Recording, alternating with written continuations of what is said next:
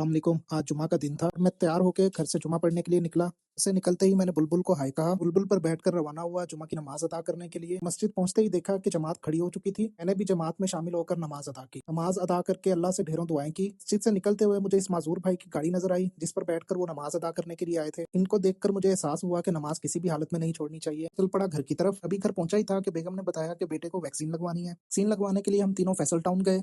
Vaccination centre पहुंचकर हमने अपनी नन्ही सी जान को वैक्सीन लगवाई। बेटे को वैक्सीन लगवाने के बाद मैंने बच्चों को घर छोड़ा। कल पड़ा अपने काम की तरफ। सबसे पहले मैंने अपनी ये साइट विजिट की। के बाद मैंने साइट पर मौजूद इस गार्ड भाई की दुख भरी दास्तानें सुनी। दास्तानें सुनने के बाद मैं रवाना हुआ अपने हेड ऑफिस की जानिब। ऑफिस के बाहर बॉसेस की गाड़ियां देखकर दिल की धड़कन 2x पर चली गई। खैर, मैंने दिल को तसल्ली देते हुए डेली एक्सपेंस वाउचर तैयार किया। वाउचर अकाउंट्स डिपार्टमेंट में जमा करवाने के बाद मैं दोबारा निकला और की सड़कें छापने।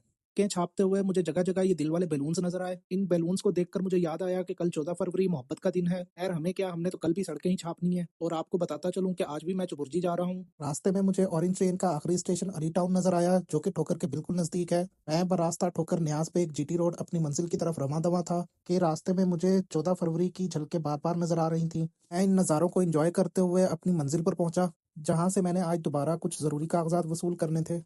जब मैं वहां पहुंचा तो इनकी ऑफिस की छुट्टी का टाइम हो चुका था। मैंने उन्हें रिक्वेस्ट की। ऑफिसर बहुत अच्छे थे, उन्होंने मेरी रिक्वेस्ट एक्सेप्ट करते हुए कागजात मुझे दे दिए। कागजात वसूल करने के बाद मैं बाहर निकला तो रिक्शे के ऊपर लोड इस रेफ्रिजरेटर को देखकर मुझे महसूस हुआ कि गर्मी आ नहीं रही, गर्मी आ गई है। और इस गर्मी में कुछ लोगों को इन जूतों की कमी होनी है। इतनी बोंगियां मारने के बाद अब मेरे पेट में चूहे दौड़ने लगे थे। अपने घर के पास पहुंचा तो इस स्टॉल को देखकर चूहों ने अपनी स्पीड बढ़ा ली। खैर, मैंने घर के लिए इस शॉप से दूध पैक करवाया और इस शॉप के छोटे से अकाउंटेंट को पैसे कटवाने के बाद मैं वापस घर की तरफ निकला। घर पहुंचते ही मेरा इस्तकबाल मेरी नन्ही सी जान ने किया। कि मेरी आज की वीडियो, अगर आपको ये वीडियो पसंद आई हो तो लाइक करें। मिलते हैं नेक्स्ट व्लॉग में। अल्लाह हाफिज।